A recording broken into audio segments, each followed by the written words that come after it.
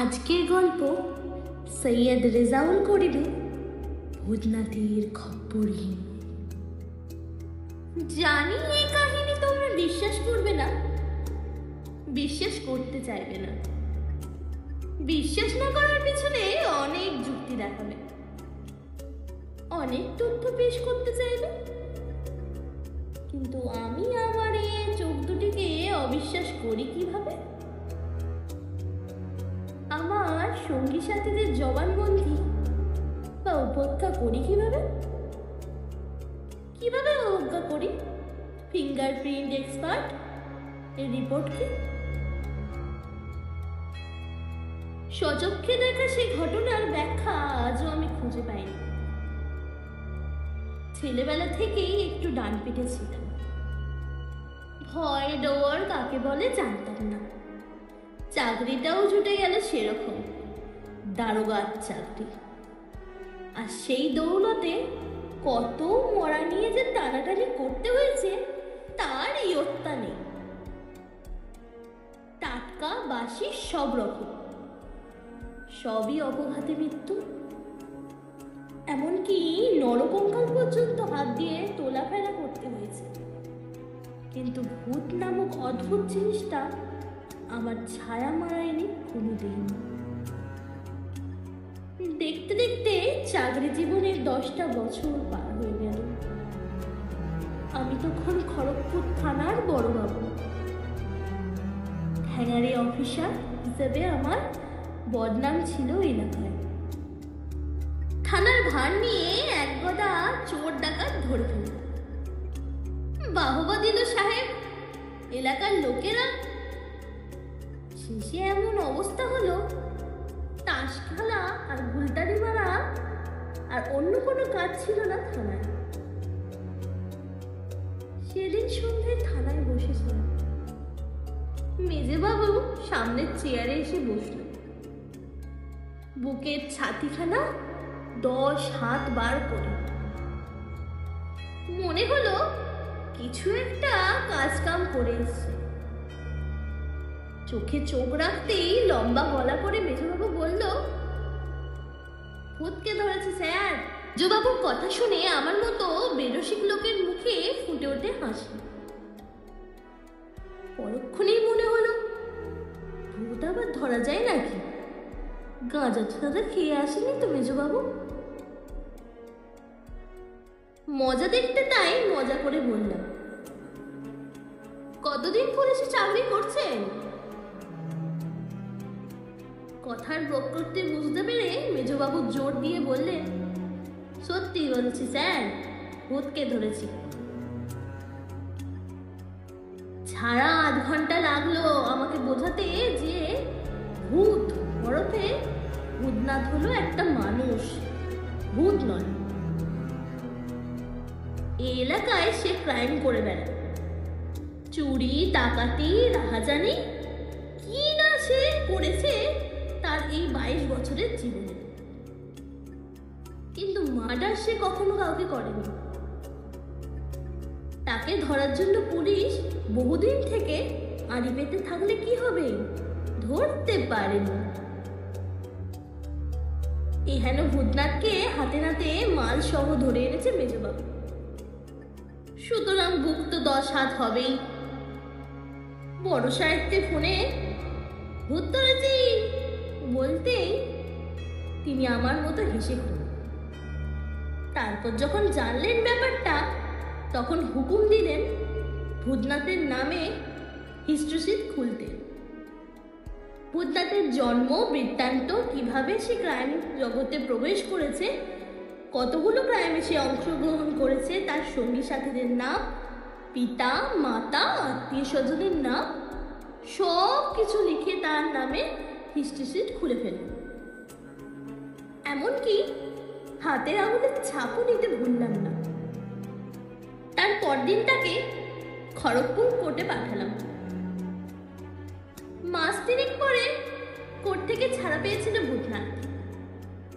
তারপর নিয়মিত থানায় এসে হাজিরা দিতে থাকলো। হঠাৎ স্বাধীনতা দিবসের দিন শুনি ভূতনাথ খুন হয়েছে। খবর পেয়ে কেশপুর থানায় গেলাম। থানার সামনে ভ্যানের উপর ভূতনাথের লাশটা শোয়ানো ছিল। মুখটা কিছুটা বিকৃত হয়ে গেলেও চিনতে অসুবিধা হলো না।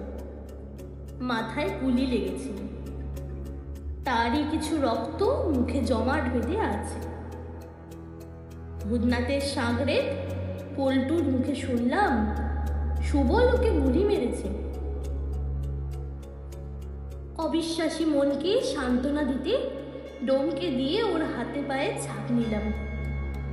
তারপর চলে এলাম থানায়। ভূতনাথের জীবন কাহিনীর এখানেই পরিসমাপ্তি। বছর তিনেক পরে মেদিনীপুর জেলা থেকে আমার বদলি হলো। থানার কাজকর্ম সেরে চলে এলাম সিআইডিতে। তখন আমি আলিপুর ডিডিতে কর্মরত।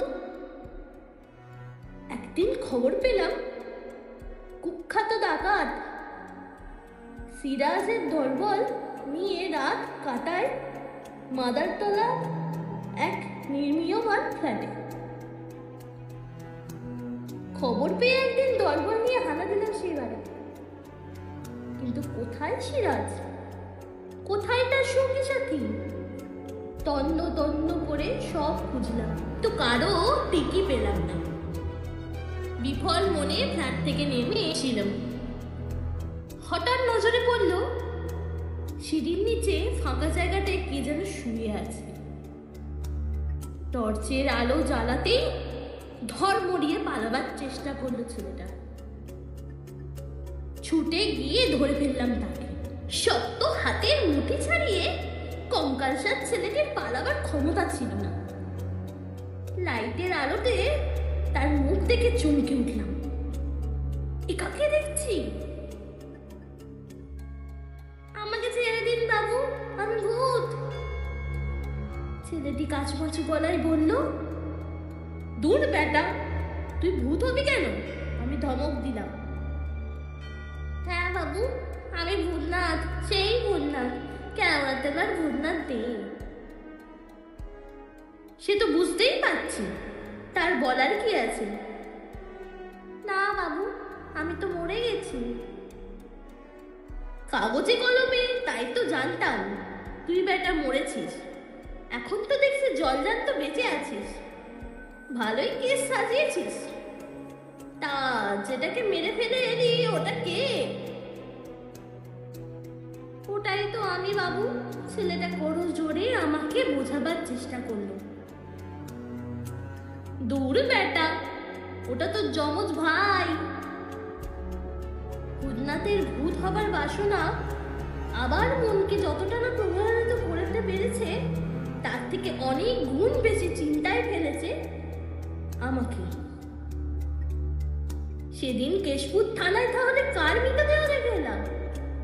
ভূতনাথের তো কোনো ভাই ছিল না, তাহলে ছেলেটি কে? মুখের সাদৃশ্য ২-১০ কোটিতে ২-১ জনের মিলতে পারে, কিন্তু কপালে সেই দাগ, ঠোঁটের সেই টিল, কানের লতিতে সেই ফুটোটারও কি মিল থাকতে পারে? ভূতনাথের হাতটা টেনে লাইট মেরে দেখলাম। দেখে আমার গাটা শিউরে উঠল ভয়ে। উল্কি দিয়ে লেখা ভূতনাথ শব্দটা তখনও জলজল করছে তার হাতে। ভরা শীতকালে আমার কপাল বেয়ে নেমে এলো ঘামের বন্যা। বুকের ধুকপুকানি বেড়ে গেল 10 গুণ। ঠক ঠক করে কাঁপতে থাকলো হাত পা। মনে হলো এক্ষুনি পড়ে যাব, আর পড়ে গেলেই যে মরে যাব তা ভূত ভগবান সকলেই জানে। কারণ ইতিমধ্যেই 2 বার স্ট্রোক হয়ে গেছে আমার। ভরসার মধ্যে ছিল 10-12 জন ফোর্স। যদিও তারা কেউ ব্যাপারটা বোঝেনি তখনও, কিন্তু বুঝতে পেরেছিল ভূতনাথ। আমাকে আশ্বস্ত করে বলল, আপনাকে বিপদে ফেলে আমি পালাবো না স্যার, বলে আমাকেই উল্টে ধরে ধরে নিয়ে এলো। আলিপুর দিদিতে যখন ফিরলাম তখন রাত 3টে। চেয়ারে বসে দুটো প্রেশারের ট্যাবলেট মুখে পুরে ঢক ঢক করে গ্লাস 2 ঠান্ডা জল খেলাম।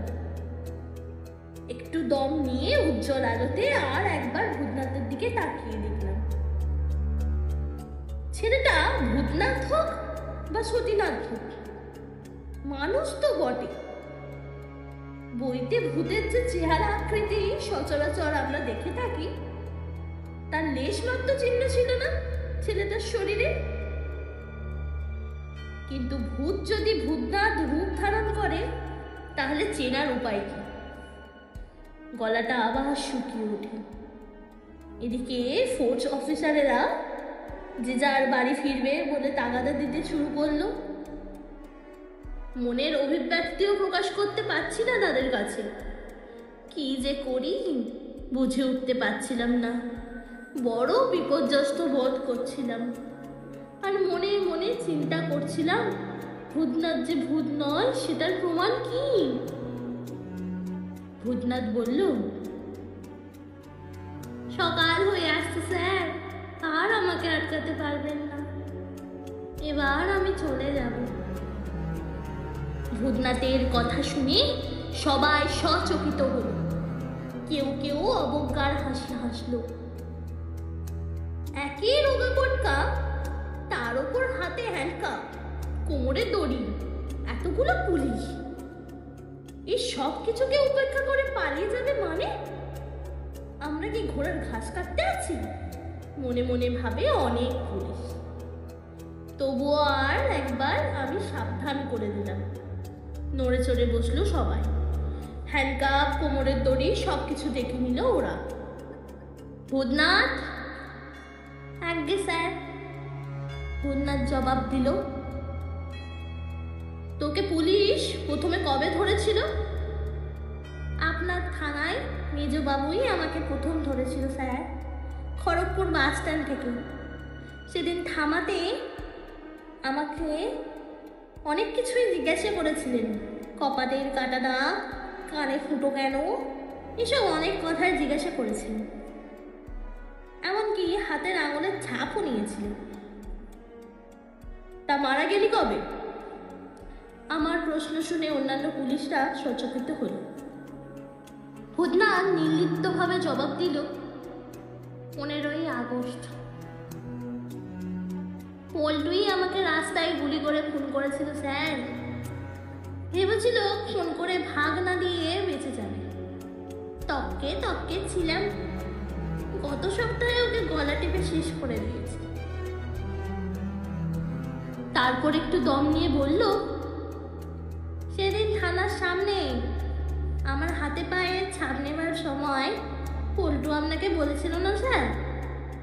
সে নিজের চোখে দেখেছে সুবল আমাকে খুন করেছে। শালা মিথ্যাবাদী।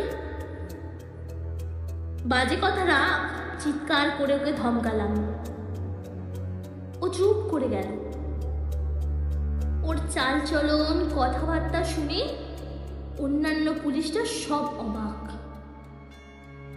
আমিও অবাক। মাথার মধ্যে কেবলই ঘুরপাক খাচ্ছে, এটা কিভাবে সম্ভবপর?